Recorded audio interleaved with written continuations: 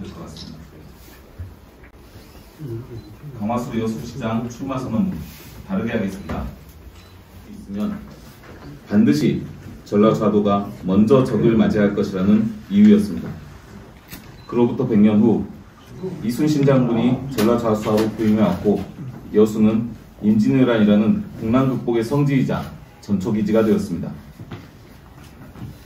2012년 여수는 온 시민의 염원을 모아 세계박람회를 개최하였습니다. 18조 원이 투입된 교통인프라 개선과 2.1조 원이 투입된 여수 엑스포 개최 효과로 여수는 대표적인 해양 관광도시가 되었습니다. 지금은 당연한 듯한 현재는 그냥 주어진 것이 아닙니다. 과거의 판단과 노력의 결과가 반영되는 것입니다. 이런 면에서 미래는 닥치는 것이 아니라 우리가 목표를 세우고 그 목표에 다가가는 과정일 것입니다. 임진왜란 발발 100년 전에 만들었던 전라좌수영은 우리 민족을 지켰고 엑스포를 위해 시민들이 함께 꾸었던 꿈은 여수를 1등 관광도시로 만들었습니다. 자, 그럼 2022년 지금 우리가 해야 할 일은 무엇입니까? 지금까지 여수는 전남 그 자체로 불러도 될 만큼 큰 경제력, 우리나라 최대 규모의 수산업, 단일 규모 세계 최대 크기의 석유화학 산단, 전국 최고의 관광지로 급부상까지 이것이 여수 모습의 전부일까요? 수도권 못지않은 높은 부동산가, 비싼 물가, 열악한 교육 환경, 생기를 잃어버린 도시는 20만 이상 도시 중 4번째 인구 소멸 위험지역으로 선정되기에 이르렀습니다. 내년이 더 큰 문제라고 생각합니다. 2023년부터는 탄소세가 도입됩니다. 타 지역 대비 10배 이상 탄소를 배출하는 여수 국가산단은 크게 달라지는 시장 환경에 직면하게 될 것입니다. 또 후쿠시마 원전 오염수가 방류될 예정입니다. 원전 오염수 방류는 그 실체와는 상관없이 수산물 소비에 악영향을 줄 수밖에 없습니다. 또 내년에는 코로나 팬데믹이 완전히 극복되고 닫혀있던 해외 관광이 다시 활성화될 것으로 예상되고 있습니다.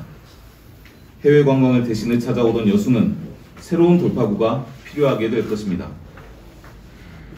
여수 미래의 특이점을 초월점으로 만들 수 있는 구체적인 액션 플랜과 이를 조정할 사람이 절실한 시기입니다. 이 과정에서 가장 중요한 것이 미래에 대한 합의이고 이 합의를 달성하는 방법이 바로 소통입니다. 소통으로 가는 첫 과정은 공감입니다. 이것은 연민과도 다르고 위에서 찍어 누르는 권위적 리더십으로도 되는 것이 아닙니다. 여기가 끝이 아닙니다. 대화와 타협, 협력의 기술이 필요합니다. 정치가 바로 그런 모든 것입니다. 제 아무리 좋고 혁신적인 아이디어와 개선책이 있어도 그 자체가 성공적인 정책을 만드는 것이 아닙니다. 변화에 거부하는 이해 당사자들을 설득하고 같은 편으로부터는 신뢰를 얻을 수 있어야 합니다. 하지만 지금 여수 정치의 자화상은 어떻습니까? 집행부와 의회 간의 갈등과 반목은 여수 발전의 동력을 스스로 꺼뜨리고 있습니다. 대화와 타협보다는 오로지 불통과 대립이 횡행하고 있습니다. 10년을 끌어온 엑스포장 사후 완료 문제를 비롯해서 대학병원 유치, 여수 산단 경쟁력 강화, 환경 및 안전 문제, 삼력 통합에 따른 청사 문제, 갈수록 악화되고 있는 교통 문제, 아이들 교육 문제, 관광지 난개발과 비싼 서민 물가 등 시급한 현안들을 해결하지 못한 채 세월만 낭비하고 있습니다. 안타깝습니다. 모든 정책은 근본적으로 시민이 먹고 사는 문제, 아이들을 키우는 문제, 양질의 서비스를 제공하는 문제로 귀결된다고 생각합니다. 제가 준비하고 있는 상세한 정책 공약들은 앞으로 정기적으로 발표하도록 하겠습니다. 아울러 저 강화수는 정기적인 정책 공약 발표를 통해서 정책 중심의 선거를 이끌어 가도록 하겠습니다. 제 소개를 잠깐 드리겠습니다. 저는 삼일면에서 태어나서 진남교, 구봉중, 여수고 연세대를 졸업하고 카이스트에서 석사과정을 밟고 있습니다.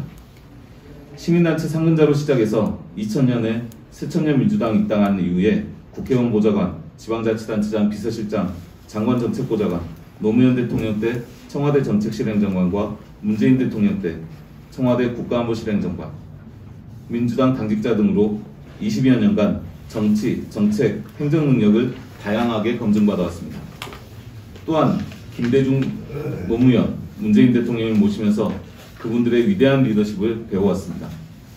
누구보다 능력과 자질을 갖추고 있다고 자부하고 있습니다. 누구보다 여수를 다른 도시에 견주어서 잘 사는 도시, 비전과 희망 있는 도시로 만들 자신이 있습니다. 과감하게 바꿉시다. 머물거릴 시간이 없습니다. 저 강화수와 함께 100년 후 준비했던 전라좌수연 정신으로 새롭게 다가오는 미래를 함께 준비합시다. 감사합니다. 이상입니다. 답변은 마스크 쓰고 답변하는 게 낫겠죠. 질의응답을 잠깐 하도록 하겠습니다. 네, 강화수 여수시장은 출마 선언에서 뭐 여수시민 한 사람으로서 여수시장을 나오실 수 있는 여러 가지 경우를 그 중에 강화수 후보님께서 선언하셨는데 제가 강화수 후보께 두 가지 정도 여쭙겠습니다. 첫 번째는 지난 4년간 혹시 이제 그 후보님께서 여수시를 위해서 해왔던 행정 있지 않습니까? 행정이나 치적 있으신 말씀해 주시고, 현재 여수시가 가장 지금 처해 있는 그 위기들이 많은데 더불어민주당도 위기라고 말씀하셨는데 여수도 해야 될 현안들이 많습니다. 그 중에 지금 가장 후보님이 생각하시는 그 위기가 현안이 무엇인지 말씀해 주시고 거기에 대한 대안도 같이 설명해 주십니다.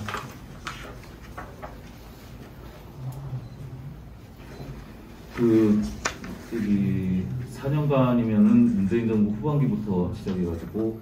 그래서 저는 시장이 나올 후로. 전에 이제 저는 갑구에서 국회의원 선거를 2년 전에 나왔었고요. 그리고 4년 전에는 시장 안 나왔었고. 예. 그러면은 그 2년 전에 우리 후에 시장을 준비하시면서 했던 지적 같은 거나 공격 말씀해 주세요.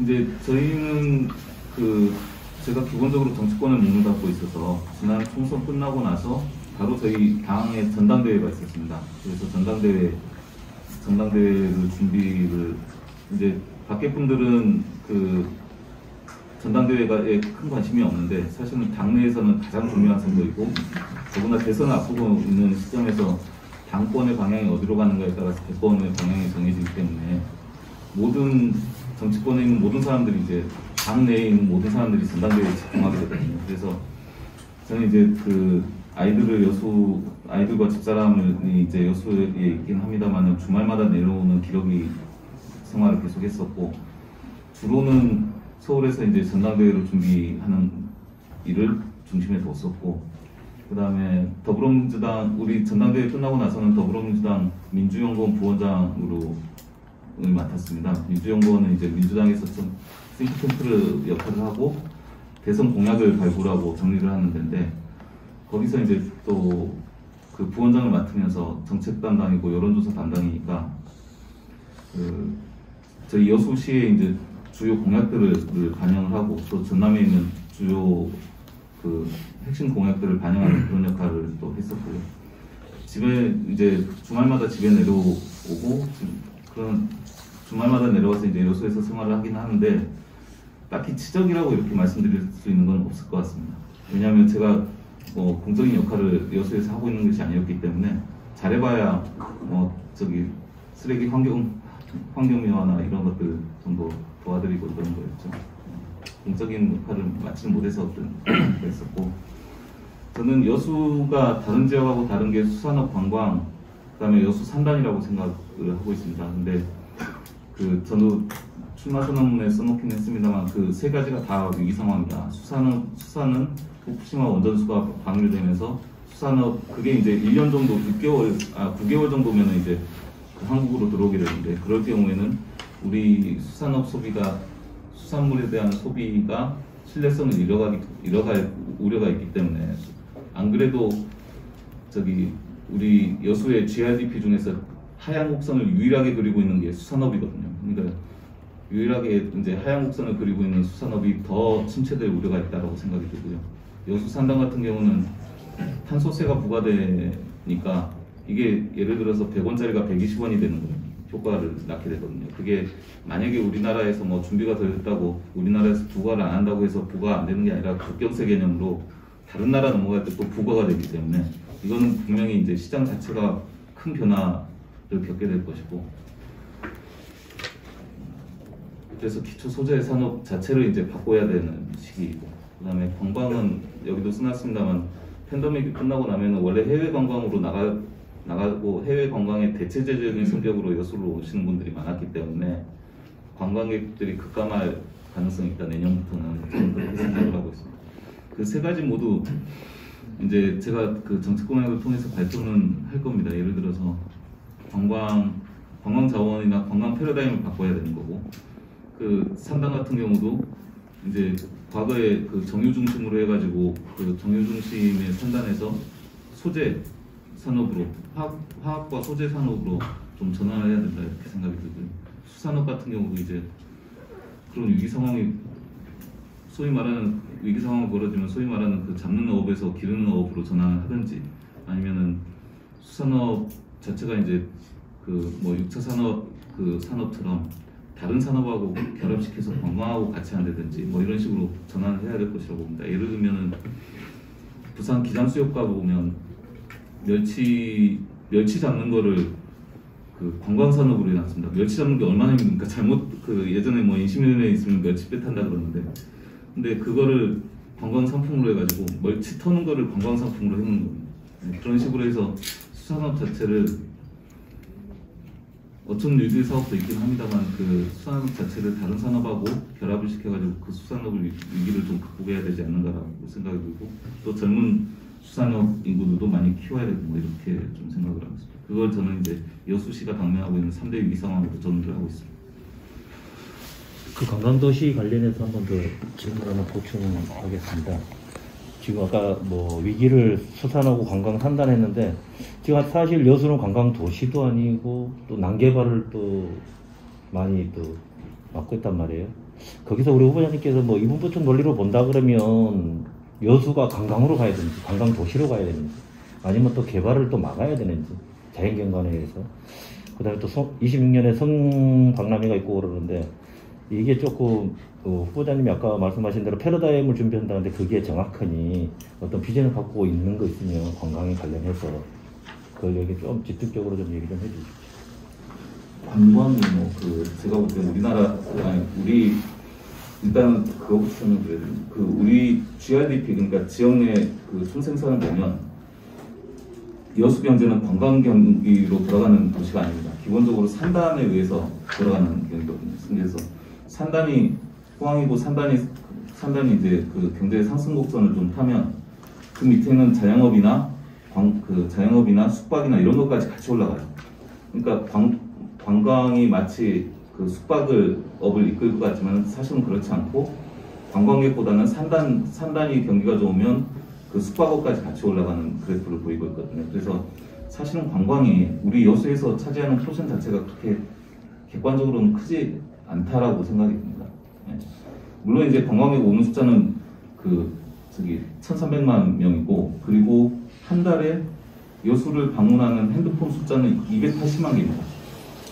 여수에 실제로 이제 잠을 자고 있는 핸드폰 숫자는 18만 개고, 여수로 왔다 갔다 하는 핸드폰 숫자는 280만 개거든요. 이게 이제 기지국에서 잡히는 데이터인데, 그만큼 여수에 왔다 갔다 이렇게 하시는 분들은 많은데, 그거 자체가 막 독립적으로 산업으로서의 여수 산업으로서의 그 포션은 차지하지 않는다라고 먼저 생각이 들고, 그 다음에 그 개발 문제는 관광하고도 그 결부되어 있겠지만, 사실은 미래 우리 후손들이 어떻게 할 것인가 그 문제하고도 또 결부되어 있습니다. 돌산 같은 경우는 지금 펜션이 3,000채라고, 룸이 3,000개가 아니라 펜션 자체가 3,000개라고 할 정도로 완전히 난개발에, 거기서 나오는 오염수들이 이제 바다로 바로 뿌려지는 바람에 이제 뭐 불량식부터 해서 여러 가지 피해를 보고 있는 상황인데, 저는 만약에 개발을 하더라도 일정한 영역 내에서 이제 돌산은 이제 거의 다 여기저기 다 끝난 거 아니겠습니까? 뭐 도로도 뭐 거의 이제 확장할 수 없는, 도로가 이제 감당을 못할 만큼 펜션을 많이 지어놓으셨으니까, 그러니까 그런 좀 일부 지역들에 그 좀 국한해서 진행을 해야 된다. 특히 이제 앞으로 저는 좀 보고 있는 게 화양면 쪽인데요. 화양면 같은 경우는 아직도 저기 굉장히 아름답고 관광 요소를 여러 가지 갖출 수 있는 데이지만 아직 개발 안 된 데이잖아요. 이걸 막 무작정 풀어가지고 저기 관광객을 유치하는 것보다는 조금 더 질서 있게 하거나 아예 개발할 게 없으면 후손들한테 넘겨서 미래 세대들이 그걸 개발해서 감당할 수 있도록 그렇게 하는 것이 맞지 않나 이렇게 생각합니다. 관광이 여수시가 차지하는 게 1,700만 한다 하더라도 어차피 그 유입 인구수 위에서 지금 숙박이나 식당들 자영업자들이 거기에 지금 팬데믹 상황 벌어지고 나서 오히려 그분들이 더 타격이 컸단 말입니다. 그러면 이 관광 비중이 산단에서는 오히려 팬데믹 하면서 나오지는 않았어요. 전파 때문에. 그런데 실질적으로 관광은 어떻게 보면 뭐 우리가 일례로 요즘에 커피숍들이 생기다 보면 거기에 유입되는 인구들도 상당히 많다고 보거든요. 뭐 물론 하양면, 돌산 이렇게 다 개발이 되어 있는데 그 어떤 아까 말씀하신 대로 후보자님이 난개발과 어떤 이분법적 논리로 관광을 잘 접목시키면 잘 될 것 같다는 생각이 좀 들어서 질문을 드렸던 겁니다. 관광 질문을 네, 우리 강화수 그 후보님께서는 그 2년 전 그 국회의원 출마 당시부터 지금 현재까지 그 여수 시민들에게 인지도가 굉장히 낮습니다.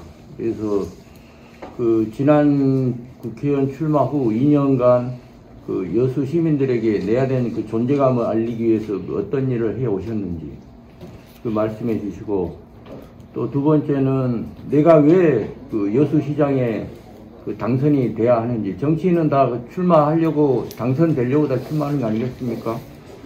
그래서 왜 꼭 내가 시장이 돼야 되는지 그 당위성에 대해서 한 말씀 해주시기 바랍니다.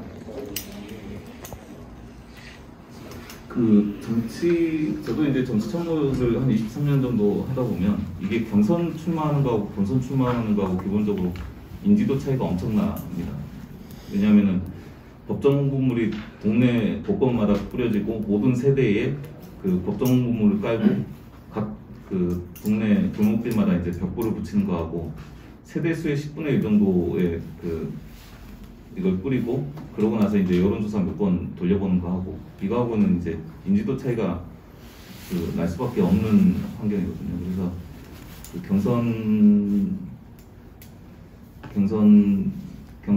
국회의원 경선이 이제 인지도 자체를 담보하는 건 아니거든요. 경선 자체가. 아니, 제가 드릴 말씀은 그게 아니고요.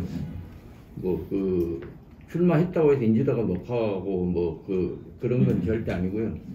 내가 한번 이제 2년 전에 그 국회의원에 이제 출마하려고 했다가 이제 물론 본선에는 나가지 못했습니다만은, 그러면은 내가 2년 후에 지금 이 시점에 시장에 한번 출마해야 되겠다는 그런 그 생각들을 갖고 계셨을 거 아닙니까?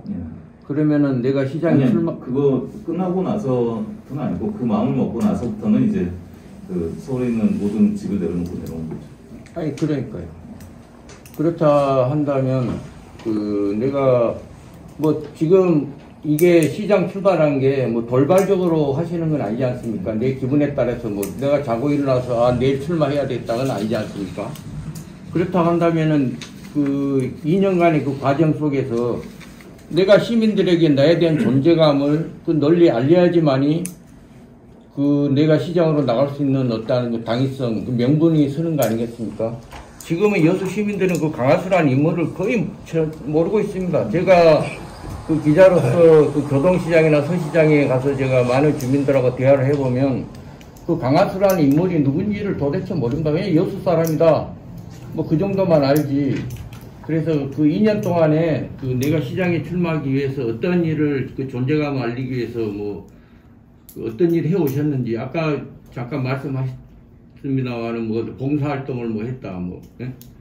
뭐 그런 정도 말씀하셨는데, 봉사활동하고 신문에 기부문 쓰고 또 제가 소속되어 있는 모임들 꾸준히 뭐 출석 잘하고, 근데 코로나 때문에 열리는 모임들도 뭐 그 저기 단체들이나 심지어는 동창회도 안 열리는 상황이어서 어쨌든 열리는 모임 족족 그 나가서 인사드리고 사실은 이제 초반에는 지지해 주셔서 감사합니다. 지지자들한테 죄송합니다라는 취지로 인사드리는 거고 이제 작년 6월 정도부터는 이제 그 출마의 마음을 먹고 이제 내려와서는 활동을 하는데 문제는 그 모든 정치 지금 이제 기존에 알려져 있던 단체장이나 기득권을 가지고 있으신 분들 말고는 이게 선거운동을 할 수 있는 방법이 거의 없다시피 할 정도로 지금 모임이 있는 것도 아니고 어디 가서 명함 드리면 요즘 그 직접 접촉이 좀 어렵기 때문에 또 그것도 좀 어려운 상황이고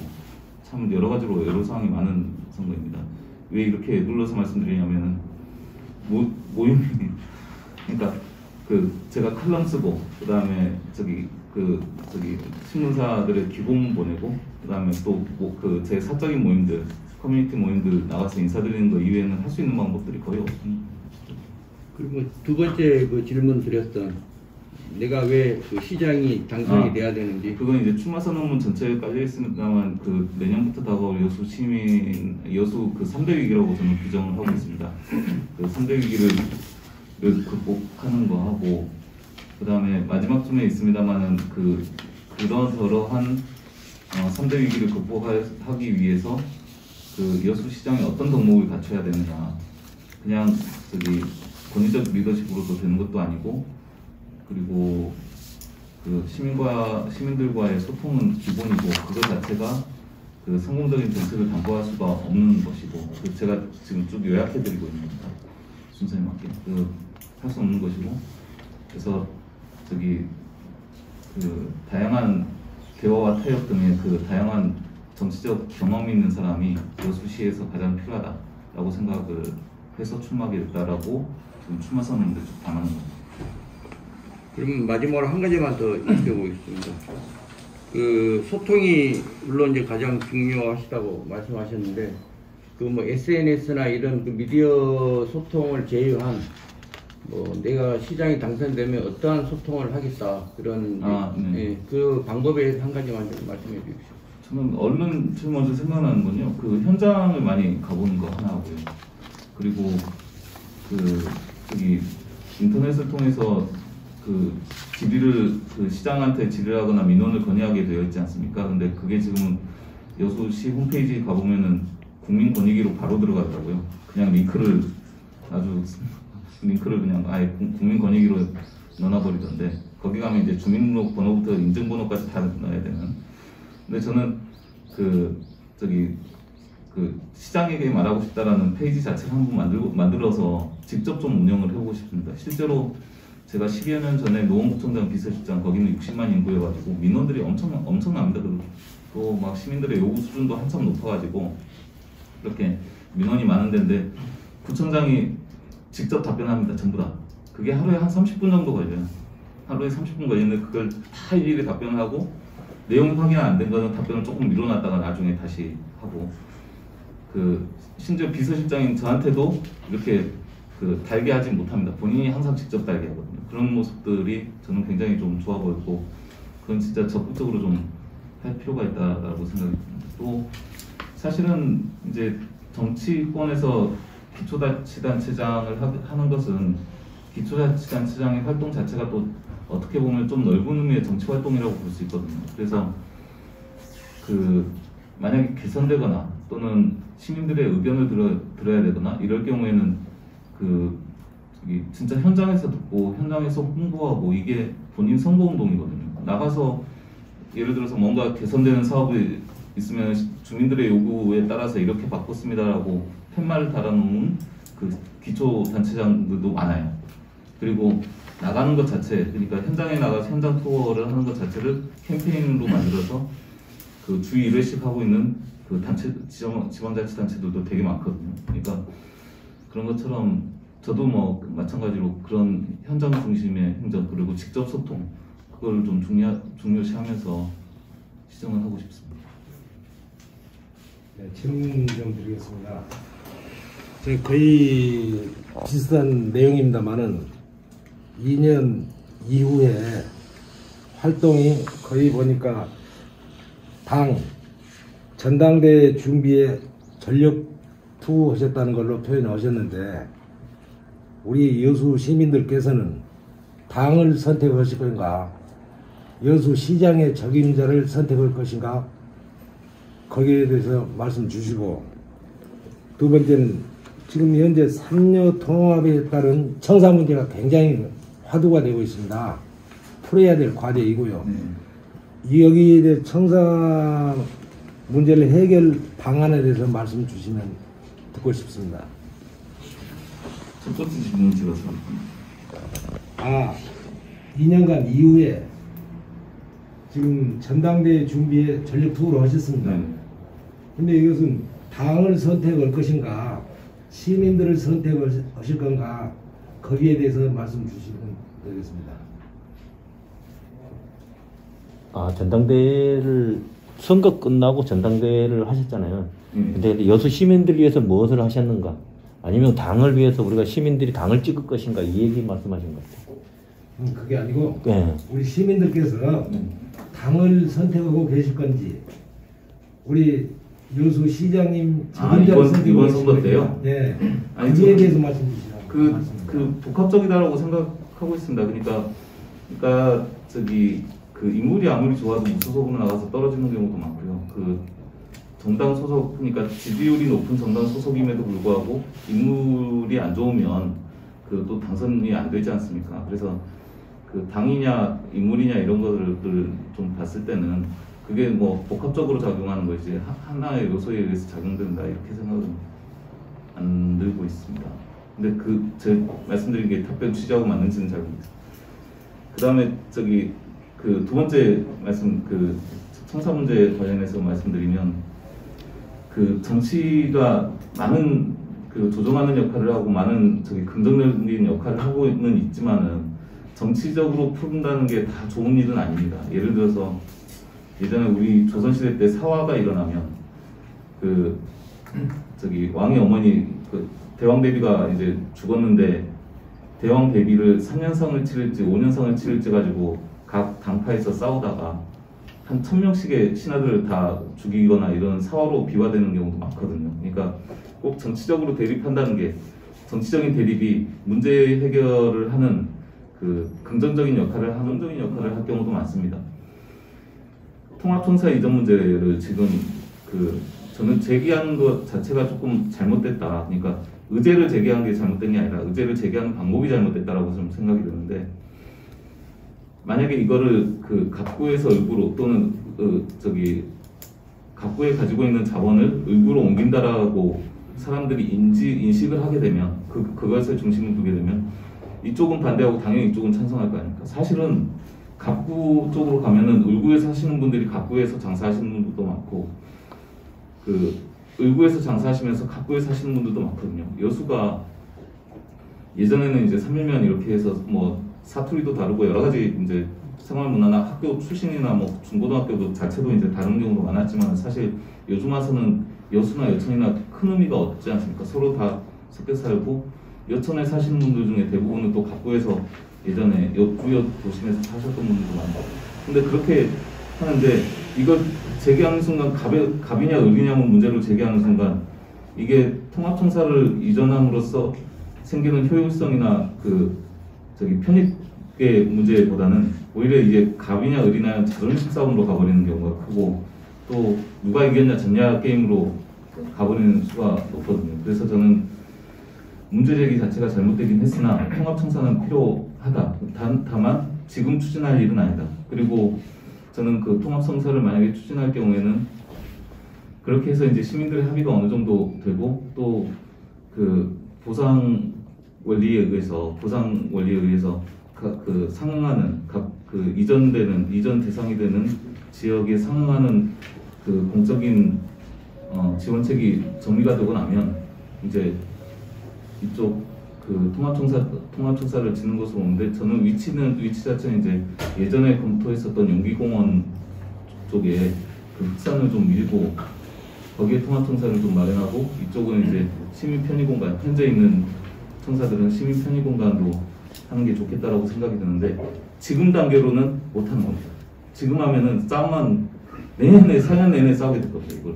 그래서 다른 작업 그 중간에 끼는 다른 좀 조정 작업들이 필요할 것이다 이렇게 생각하고 있습니다. 다음 질문. 현장 사후 활용 문제하고요.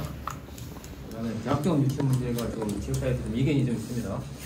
그 부분에 대해서 후보님의 생각을 좀 명확하게 말씀해 주시고요.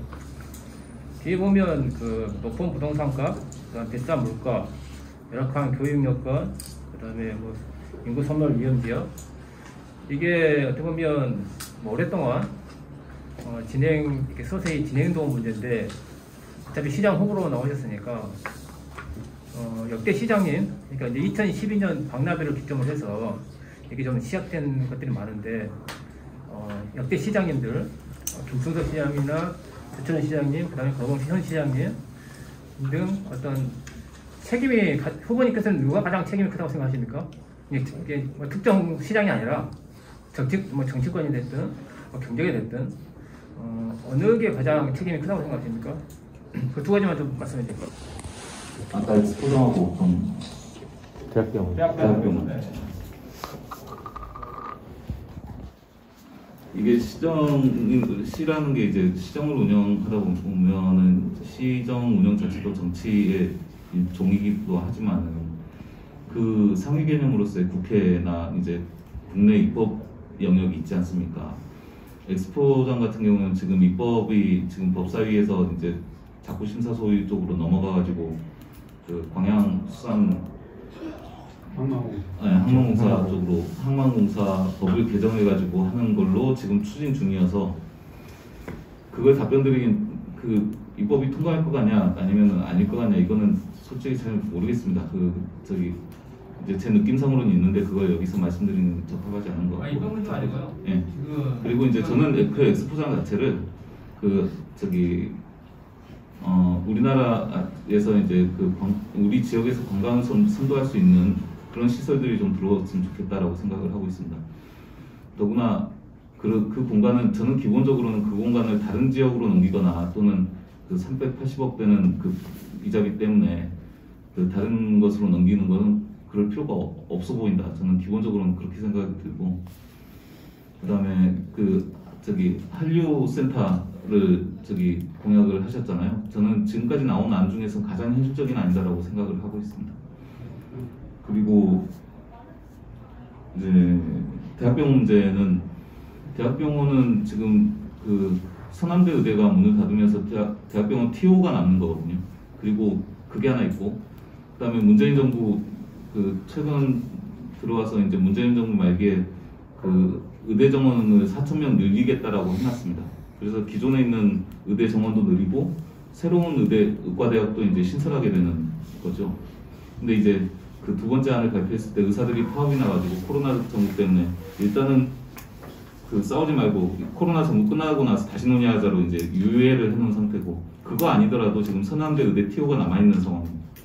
어떻게 해서든지 그 광역지방자치단체 중에서 유일하게 이제 대학병원이 없는 데가 전남이기 때문에 전남이 가지고 올 수 있는 확률은 굉장히 높습니다.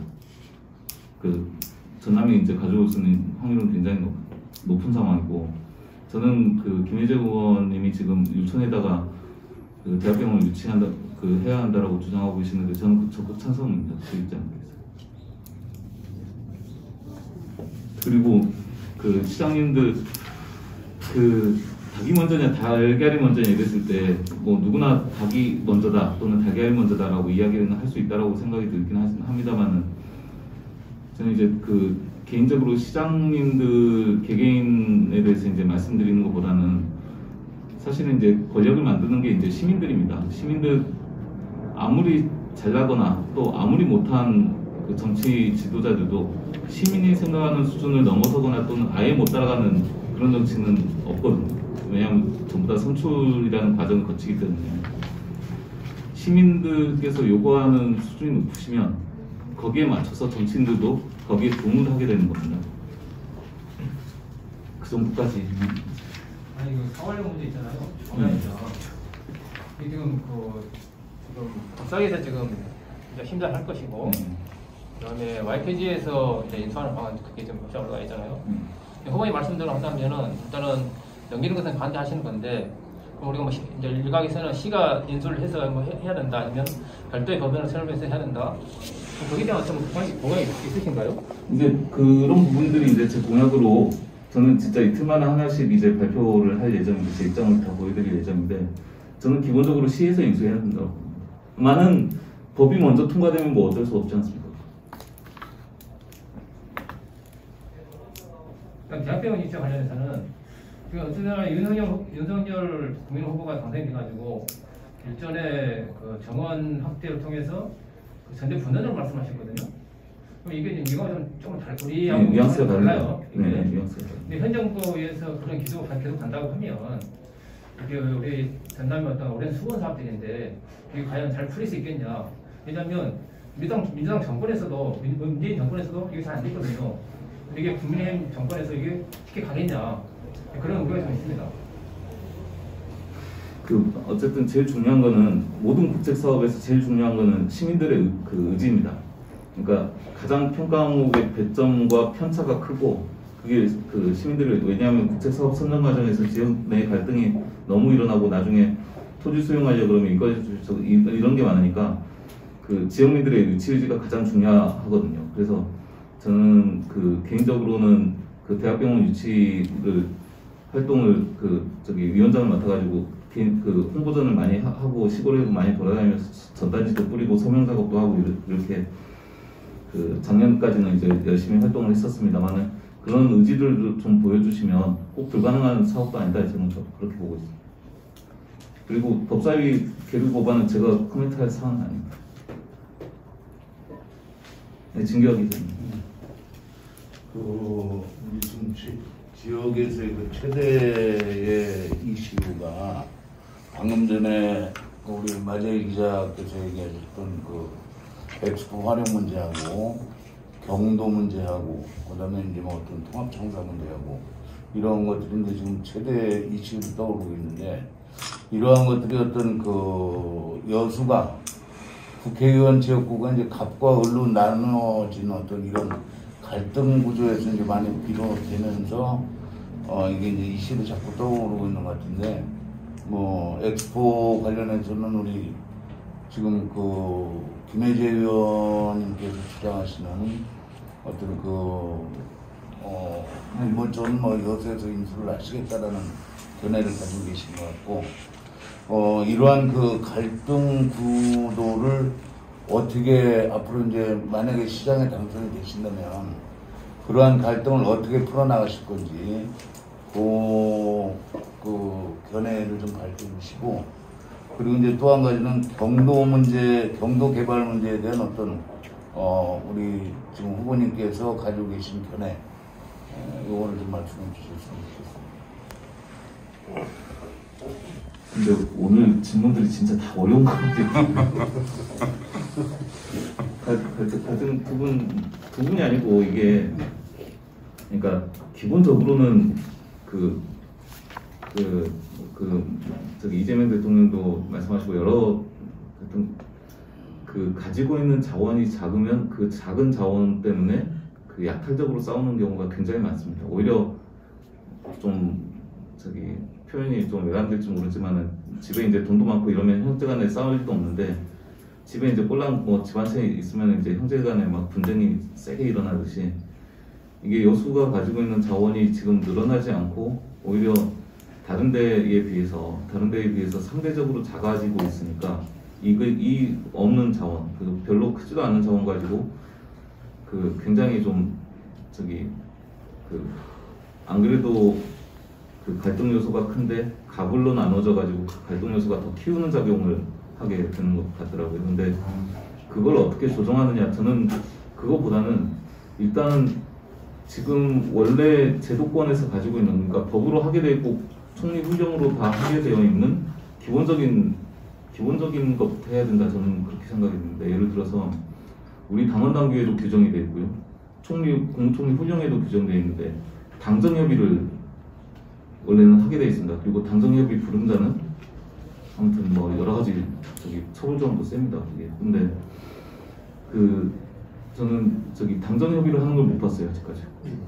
정상적인 당정협의를 하는 것도 못 봤고, 저는 기초자치단체장 비서실장 할 때 매월 당정협의를 하고, 심지어는 당정협의뿐만 아니라 거기는 단수가 이제 한나라당이니까 한나라당 의원들까지도 최소한 분기별로 한번 만나가지고 단체장이 그 본인들 사업을 설득하고 그다음에 그 당에 있는 주요한 정책들을 듣고 반영을 하는 절차를 항상 가졌었거든요.